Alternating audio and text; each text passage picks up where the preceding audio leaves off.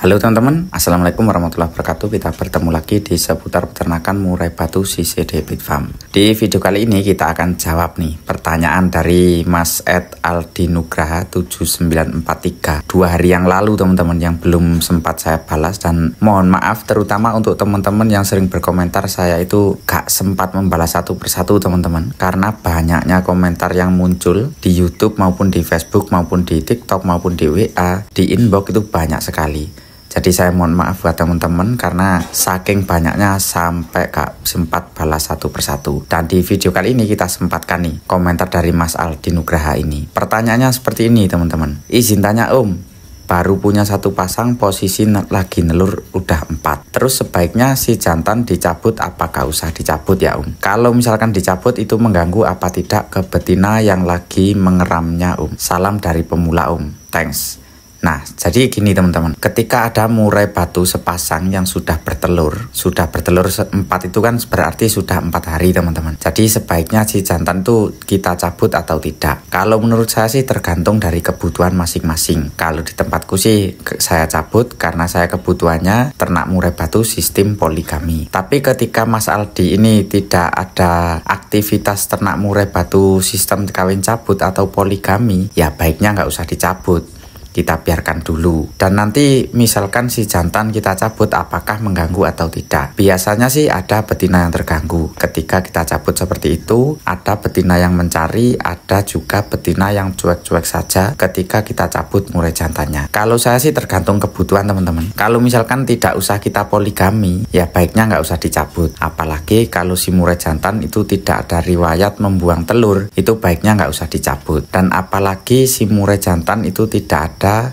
lemaknya, itu tidak usah kita cabut. Tapi misalkan kalau murai jantan itu pernah ada riwayat buang telur ataupun buang anakan, baiknya itu harus segera kita cabut si murai jantannya ketika betina lagi mengeram. Nanti dikhawatirkan kalau dia punya riwayat seperti itu, atau dikhawatirkan pejantan naik emosi ataupun birahinya, ya baiknya kita cabut. Kita ambil dari kandang, terus kita taruh di sangkar kotak, kita tempelkan sama betina yang lagi mengeram. Kalau misalkan murai betina itu terganggu. Tapi kalau menurut saya sih, kalau misalkan murai jantan itu cuma tenang-tenang saja, dia cuma gacor biasa, nggak ada respon ke betina atau tidak ada respon naik birahinya, ya nggak usah kita cabut, gak masalah. Kalau memang kita cek ada lemaknya, ya memang harus kita cabut. Bagaimanapun harus kita cabut. Walaupun itu tidak kita pakai sistem ternak murai poligami, itu harus kita cabut ketika ada lemaknya. Karena nanti kalau misalkan tidak kita cabut, kita biarkan saja di dalam kandang ternak, nanti yang terjadi selama murai betina mengeram, si jantan tetap di dalam kandang ternak, pasti dia akan berlemak. Karena si murai jantan itu cuma numpang gacor dan numpang makan saja. Ketika murai betina mengeram tidak ada aktivitas, dia makannya banyak, EF-nya terpenuhi, ya jelas dia lemaknya makin besar. Jadi ketika ada murai jantan seperti itu harus kita cek. Ketika murai betina sudah mulai mengeram, jantan kita tangkap, terus kemudian kita cek di bagian lemaknya. Kalau misalkan dia berlemak, ya baiknya supaya nanti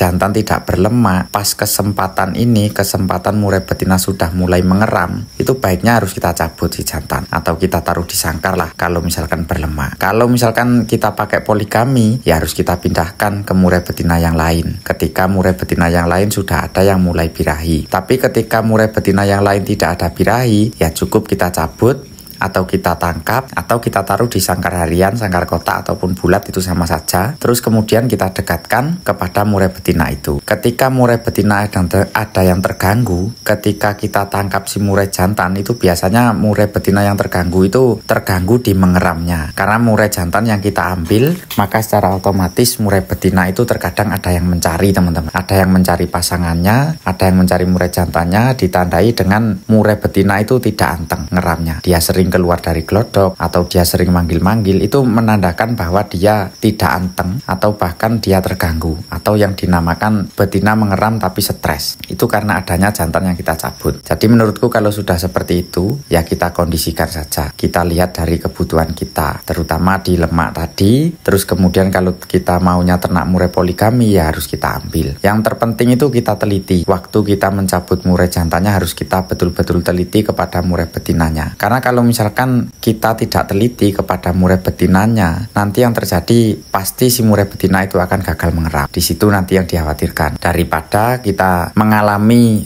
betina gagal mengeram karena betina mencari jantan, dengan adanya jantan kita cabut jadi, ya baiknya kita taruh di sangkar saja atau tidak kita cabut, tidak apa-apa. Asalkan kita teliti, si murai jantan itu kondisinya sangat baik-baik sekali. Tidak ada kondisi birahi ataupun emosi yang naik. Pastinya lebih aman teman-teman, tentunya dengan ketelitian kita. Tapi yang harus kita perhatikan, ketika murai jantan tidak kita gunakan untuk berpoligami, bisa dipastikan 3 kali periode itu sudah pasti berlemak. Itu kebanyakan yang terjadi di tempat saya dan bahkan di tempat teman-teman peternak. Karena dengan adanya betina yang mengeram tadi, yang kita bahas di awal tadi, betina mengeram otomatis jantan kerjaannya cuma numpang makan dan numpang tidur saja. Yang penting kita harus teliti lah intinya. Asalkan si murai jantan tidak naik birahinya itu nggak masalah, nggak kita cabut. Yang penting yang harus kita kondisikan di lemaknya tersebut. Ketika betina mengeram itu adalah kesempatan yang bagus untuk kita menurunkan lemaknya. Ketika sudah kita tangkap terpantau berlemak, bagaimanapun ya harus kita turunkan lemaknya,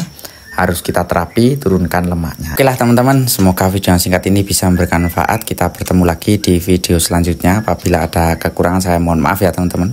Saya Ria, assalamualaikum warahmatullahi wabarakatuh.